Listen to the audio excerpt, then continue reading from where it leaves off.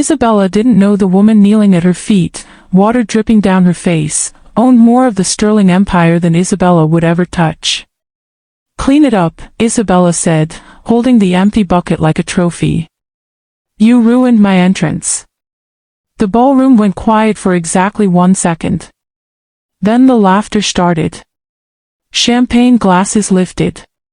Phones came out. Ethan Sterling stood frozen in the doorway, his hand still raised mid-shout, the word "stop" dying in his throat because it was already too late. 3 weeks earlier, none of this existed. Ethan had announced his engagement on a Tuesday morning, standing in his mother's kitchen with the kind of grin men only wear once or twice in a lifetime. Evelyn Sterling had hugged her son, congratulated him, smiled until her cheeks ached.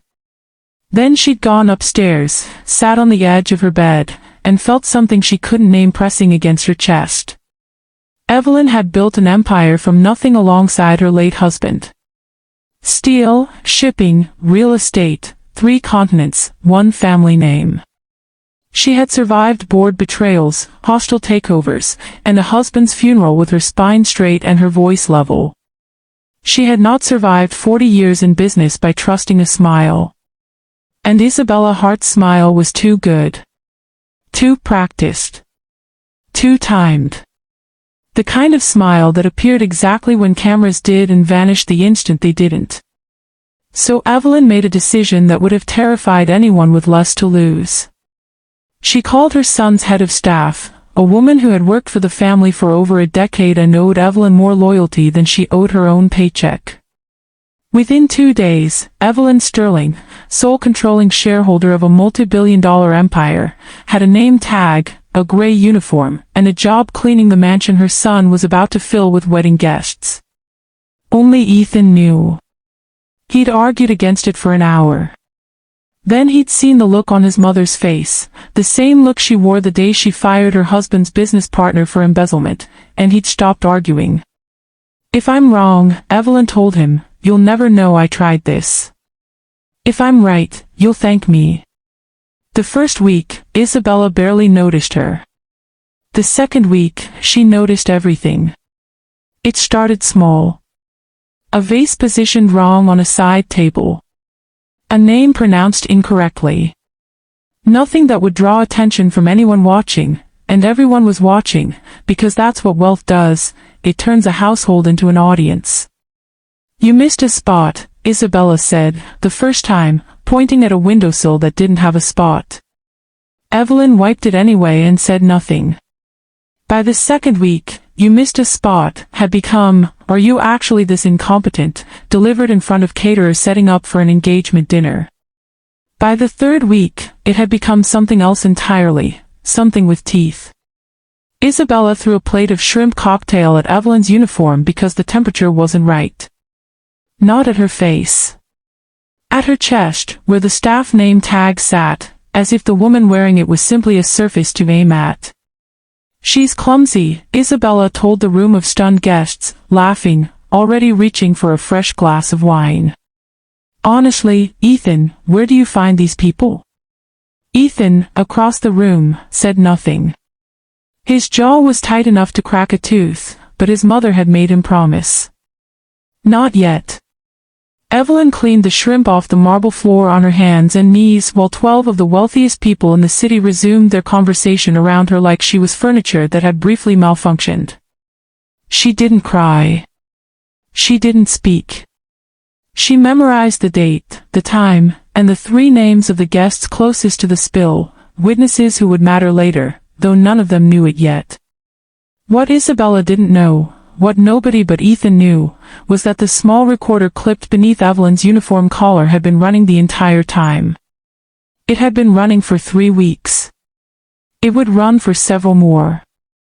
Because the cruelty wasn't the worst part. The worst part came 2 nights later, when Evelyn, exhausted, scrubbing wine stains out of a guest bathroom at midnight, overheard a phone call through a door left open just enough. Isabella's voice. Low. Urgent. Talking to someone who wasn't Ethan. "I know it's fast," Isabella was saying. "But Dad, the wedding is in 6 weeks.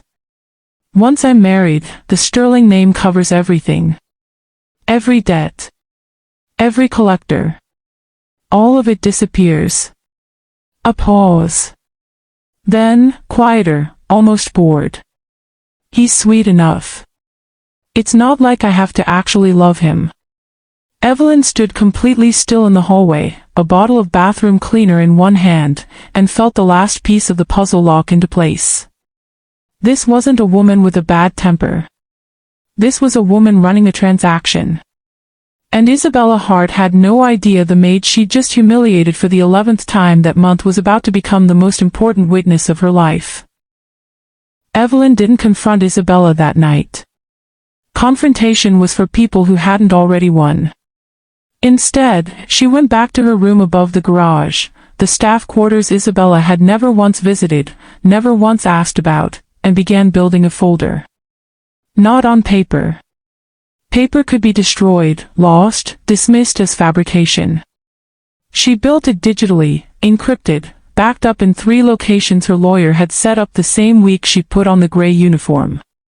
Recording 1, the shrimp cocktail incident, 11 witnesses, timestamped. Recording 2, a voice memo of Isabella telling a friend over lunch that Ethan was easy to manage because rich men with dead fathers wanted someone to take care of them. Recording 3, the one that mattered most, the phone call.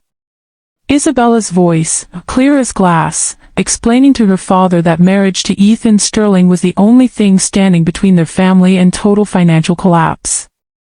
Evelyn spent the next 10 days doing something Isabella would have called beneath her. She actually listened. She listened to caterers. She listened to wedding planners. She listened to the housekeeper who had worked for the Hart family years earlier, before they lost their first house, then their second. The picture that formed wasn't complicated. It was almost sad, if Evelyn allowed herself to feel sympathy, which she didn't, not anymore. Isabella's father had gambled away 3 businesses. Her mother had spent 2 decades pretending the family still belonged to a country club they could no longer afford. And Isabella, the golden daughter, had been groomed since childhood to marry her way out of a hole her parents dug. 3 weeks before the wedding, Evelyn found the loan documents. Isabella's mother had sent them by email to a private account, copying her daughter, openly discussing the Sterling resolution, as if Ethan were a line item instead of a person. Evelyn's lawyer pulled the documents through a contact at the lending institution, legally, carefully, every step recorded for exactly the moment that was coming. 2 weeks before the wedding, Isabella tried to have her fired. "She's careless and she's slow," Isabella told Ethan over dinner, not knowing his mother stood 3 feet away, refilling water glasses. "I want her gone before the wedding. I don't want her anywhere near the cameras." Ethan looked at his mother. His mother looked back and, very slightly, shook her head. "Not yet. I'll handle the staff," Ethan told Isabella. He didn't promise to fire anyone. Isabella, satisfied, never noticed the difference. The wedding day arrived the way wedding days do for families like the Sterlings, with more security than most weddings have guests. 400 people filled a ballroom built for exactly this kind of spectacle. Cameras from outlets that covered high society the way sports networks covered championships. Evelyn stood near the back, in uniform, holding a tray of champagne, watching her son wait at the altar in a tuxedo that had been his father's, tailored to fit a man who hadn't been born yet when his father first wore it. Isabella walked down the aisle in white silk, smiling the practiced smile, timed perfectly for the cameras lining the room. The priest reached the part of the ceremony built for tradition, not for action, the line nobody expects anyone to actually use. "If anyone has reason why this couple should not be joined, speak now." Silence. The kind 400 wealthy people produce when they assume the question is rhetorical. Evelyn set down her tray. "I do," she said. The laughter started immediately, exactly as it had the night of the shrimp cocktail. The maid, objecting to a Sterling wedding. Someone near the front actually applauded sarcastically. Isabella turned, Confused, then amused, then irritated, her expression sliding through reactions like a woman checking which one fit the moment. Ethan, can someone remove her? Nobody moved. Ethan was already walking toward the screens positioned around the ballroom, screens installed that morning for what the wedding planner had been told would be a video tribute to the happy couple. It was not a tribute. The first recording played. Isabella's voice, unmistakable, telling her father the wedding would make every debt disappear.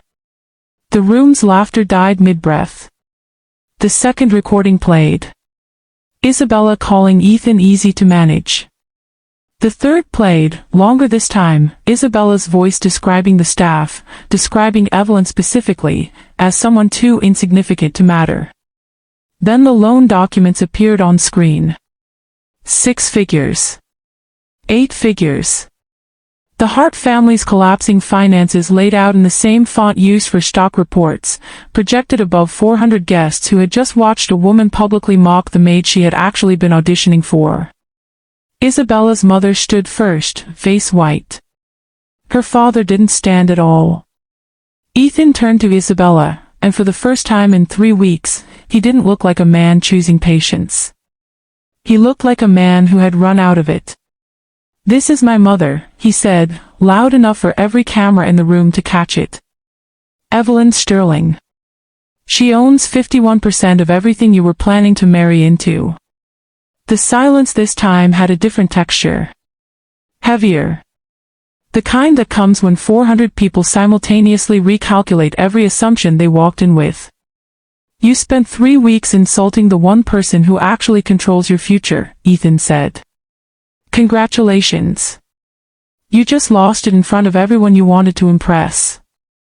There was no scene from Isabella after that. No tears, no apology, no defense. What can you say to 400 witnesses and a recording of your own voice? She left through a side door her mother had once paid to install for exactly this kind of emergency, except the emergency had always been imagined as scandal, never disgrace. Evelyn didn't gloat. She never raised her voice, never smiled for the cameras, never once said "I told you so" to her son. She simply removed the name tag from her uniform, set it on the champagne tray, and walked toward Ethan, who hugged his mother in front of 400 witnesses without caring how it looked. The story made headlines for a week. Not because a wedding was cancelled. Weddings get cancelled constantly. It made headlines because a woman worth billions had spent 3 weeks on her knees, cleaning floors, absorbing humiliation, simply to protect her son from a mistake he couldn't yet see. Class doesn't show up in what you wear. It shows up in what you do when you think no one who matters is watching.